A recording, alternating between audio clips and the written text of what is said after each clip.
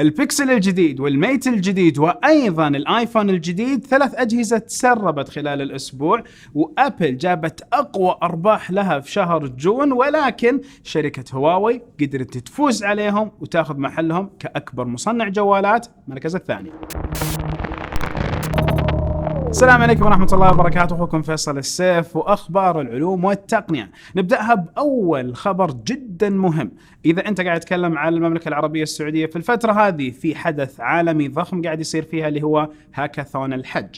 هاكاثون الحج هو تجمع لكل المبرمجين وهاوين البرمجة في إيجاد حلول برمجية في هاكاثون موجه لخدمة الحج وخدمة الحجيج. فعندنا هذا الهاكاثون المفروض أنه بدأ في 1 أغسطس، اليوم 3 أغسطس أنت قاعد تشوف هذه الحلقة تقريبا قاعد ينتهي، فلا تنسوا حساباتهم تابعوهم وشوفوا وش الوضع اللي قاعد يصير. حتى الافتتاحية ناس ايدلز من حول العالم حضروا هذه الافتتاحية، جلسات نقاش، أشياء جدا مهمة تهمك كمحب للتقنية والعلوم، وأيضا نتكلم على فرص رائعة قاعدة تصير هنا مع هاكاثون الحج. وبما أني جبت سيرة الحج فلازم أذكركم في تغريدة مهمة من الأحوال المدنية عن موضوع اللي قادمين للحج هنا عندنا. فخلال فترة الحج في المملكة العربية السعودية في خدمات موجهة للحجيج، شيء دلع، شيء جدا رائع، وأيضا أشياء كثيرة السنة هذه بتبني التقنية. فالتغريدة اللي حطيت لكم رابطها أسفل هذا الفيديو أو في وصف هذا الفيديو بتلاقوا فيها معلومات عن وين بالضبط حتاخذ بطاقة الحج حقتك أو ترخيص الحج، وين تقدر تلاقي الأماكن حقت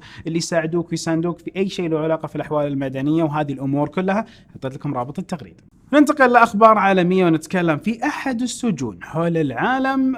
طورت أحد الشركات لوحيات مخصصة لنفس اللي ممسوكين في السجن واللي حالاتهم يعني مو مرة جرائم جدا كبيرة، فيقدر يأخذ هذا التابلت اللوحي اللي مغلق من نواحي كثيرة، ولكن يتيح الميوزك، الأغاني، يتيح بعض المحتوى، يتيح بعض المواقع وأشياء زي كذا. وفي متجر مخصص لهذا نفس التابلت اللوحي على أساس أن نفس المساجين من مصروفهم يشترون أشياء وخرابيط. اللي صار أنه هكروه وقدروا يستولوا على أموال حوالي 250 ألف دولار، حوالي المليون ريال. هذه الأموال كيف قدروا يأخذوها؟ من رصيد في نفس المتجر، قدروا يحولوها ناس لهم، فقاعد يسووا فيها زي التجارة على هذا الرصيد، وقدروا بالفعل يستغلوا طريقة ثغرة في نفس التابلت انهم يحصلوا على اموال كثيرة. وفي تحقيق حاليا يصير.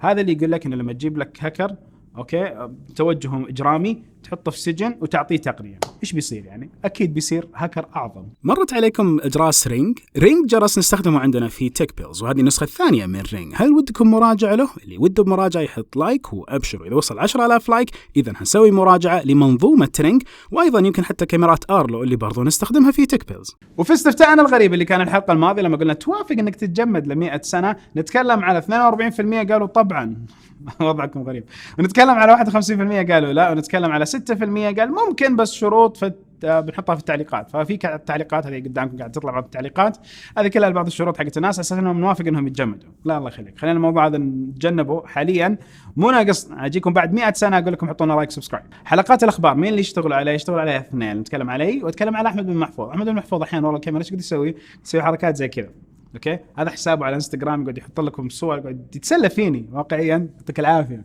شكور. فيقعد يسوي حركات زي كذا، بحط لكم حسابه تحت في الوصف تابعوه، شوفوا البلاوي اللي تصير فيني اثناء تصوير الاخبار، وبتعرفوا اليوم الحقيقي اللي نتصور فيه الاخبار. نرجع للجوالات الذكيه ونتكلم على شركه سوني وخبرين عنها. اول خبر يقول لك ان سوني ما هي بقادره توقف تجيب فلوس من البلاي ستيشن، وقطاع البلاي ستيشن هو قطاع الربح الاكبر لشركه سوني. هذا القطاع تعدى الجوالات والكاميرات، وايضا توازى بعض القطاعات الاخرى اللي موجوده من شركه سوني. فسوني كامبراطوريه للتقنيه اللي قاعد يضبط ارباحها بشكل جدا خارق وكبير هي قطاع الألعاب، وهو قطاع الألعاب مع البلاي ستيشن وكامل المنظومة حقته. وهنا نروح للخبر الثاني عن سوني وقطاع الجوالات اللي قاعد ينكمش بشكل جدا كبير. وسوني نفسها قاعدة تقطع الأطراف حقت هذا القطاع، قاعدة تسكر بعض المكاتب موجودة حول العالم، وقاعدة توجه تركيزها في الجوالات إلى تقنين الإصدارات، تقنين الاشياء اللي يقعد يبيعوها او طرق التسويق لهذه الجوالات، ولكن ابدا ما قاعدين يتراجعوا عن التقنيات فانه التقنيات اللي موجوده في جوالاتهم ما زالوا قاعدين يطوروا فيها، من تقنيات الكاميرا، تقنيات الشاشه، وايضا تقنيات الشحن. هذه كلها يطوروا فيها على اساس انه يحاولوا يبيعوها على شركات ثانيه، زي ما قاعد يصير مثلا بينهم وبين شركه ابل وحساسات الكاميرات. جوجل تطلع دعايه جدا جميله تمدح فيها احد منتجاتها وتذم منتجين اخرين. المنتجات اللي انتقدتها هو منتج ابل ونظامهم التشغيلي حق الماك ومنظومه الماك كلها، وايضا انتقدت ويندوز بنظام الويندوز او مايكروسوفت بنظام الويندوز ولابتوباتها. من ناحيه الكروم بوك من شركه جوجل، هذا هو النجم حق الدعايه، فمن خلاله وضحوا انه عندهم النظام اثبت، المساحه افضل، القدرات احسن، كلها في الكروم بوك. تتفق معاهم ولا لا؟ واذا انت اذا انت ما جربت الماك بوك برضو قول لنا انت، او بصح كروم بوك اسف. واذا انت ما جربت الكروم بوك في التصويت اللي عندك قول لنا ما جربت الكروم بوك، يمكن بالفعل يبغانا نسوي له مراجعه. ما ظنيتي ابدا سويت مراجعه فعليه مفصله لاحد الكروم بوكس. اخر واحد سعره حوالي $1000 اللي مره البريميوم الجيد يصل الى $1600. دوبي شيكت قبل الحلقه، فاذا ودكم نسوي مراجعه للكروم بوكس بس قولوا لنا لايك واعطونا خبر تحت في التعليقات وابشر من يعني. هل انت ضد او مع الدعايات من سامسونج ضد شركه ابل؟ 79% منكم قالوا مع هذه الدعايات، و20% قالوا لا مش مع هذه الدعايات. اراها جدا جميله لما الدعايات هذه تطلع من الشركات فكل واحد ينتقد الثاني بشكل صحيح، يعني انتقد شيء بالفعل صحيح وواقعي، ما تقعد تأفلم من راسك زي احيانا التوجهات الصينيه يقعدوا يطلعوا نظامهم هو الخرافي والرائع ويطلعوا انظمه الناس الباقيه السيئه، رغم انه الواقع شيء مختلف. اذا انت انتقد بشكل سليم وانتقد النقاط الصحيحه، فاتفق مع ال 79%، وال 20% ايضا لكم الحق. ونروح للخبر اللي بعده، ونتكلم هنا عن شركه سامسونج وجالكسي اس 9. ما طلع المبيعات اللي توقعتها الشركه، وكلنا اصلا متشوقين بعد كمال الاس 9 كجهاز ايش الشيء اللي حيجي بعده. لما نتكلم عن الجهاز اللي بعده كثير ذكرتها في حلقاتنا، اتمنى انه الاس 10، اتمنى انه الاكس من سامسونج، واتمنى ايضا ان النوت 10 هذه هي تكون الاجهزه الخرافيه. فمتوقعين، وايضا انتم اتفقتوا معنا في احد التصويتات الماضيه انه عام 2019 هو العام اللي حيكون فيه اطلاقات جدا خرافيه ورهيبه من كثير من الشركات. ساعه كاسيو هذه اللي لبسها او سبق مرت عليه فهو بطل، هذه من الذاكره ويستاهل احلى لايك وشكرا لك، لأنه بالفعل أشياء زي ذي نادر تلاقيها وتعجبني. نروح الحين على التسريبات ونتكلم على البيكسل 3، وطلع في أحد التسريبات يوضح لنا بعض الخصائص حقة البيكسل 3. إذا هذا هو البيكسل 3 فالناتش حيكون مصير البيكسل وما حيكون من الجانب اللي بدون ناتش. يعني عندكم الحين جانبين في التقنية، جانبين في الجوالات الذكية، الجوالات اللي تبنت أنه يكون في عندها ناتش علوي، والجوالات اللي تبنت أنه لا يكون مستطيل كامل.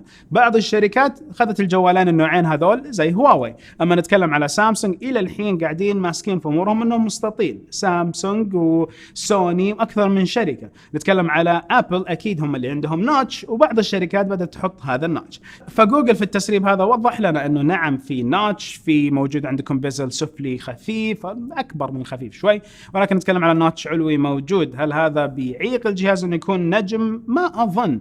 جوجل مركزه على السوفت وير باكثر من اسلوب، والبرنامج التشغيلي عندها هو همها الأكبر، ومع الأندرويد بي أكيد منظومتها رائعة موجودة بشكل ممتاز لمحبين الأندرويد. وتسريب يتوقع أن الهواوي ميت 20. ميت 20 هو النجم اللي الناس متوقعته ومتشوقين له بشكل جدا كبير. لما نتكلم على الميت 10 كان أوكي كويس ممتاز في كثير من الخصائص، ولكن كلنا متشوقين للشيء اللي حيوازي البي 20 برو من شركة هواوي هذه السنة. فالميت 20 إذا بالفعل هذا هو الجوال بالتسريب، لاحظوا البيزلز اللي موجودة على نفس الشاشات أو نفس الصورة هذه اللي تسربت. فالشاشة تلاحظوا أنه فوق في خط نحيف جدا في نصه الكاميرا، وأيضا موجود عندكم بيزل خفيف جدا تحت. هل هواوي اتخذت المستطيل عشان يكون هو سلسلة الميت يمشي معاها؟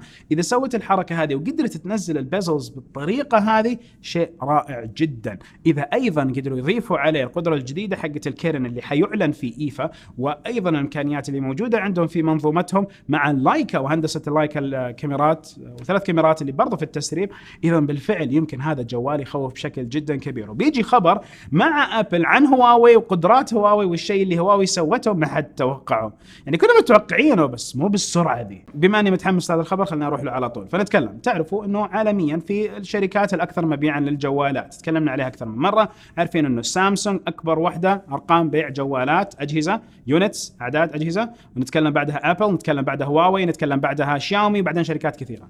اللي صار إنه لأول مرة في نصف عام 2018 مقارنة بنصف عام 2017 أول ربعين من السنة، لما نقارنهم مع بعض حنلاقي إنه شركة هواوي رسميا قدرت تاخذ المركز الثاني وتتعدى أبل، فصار مبيعات أجهزتها جدا ضخمة.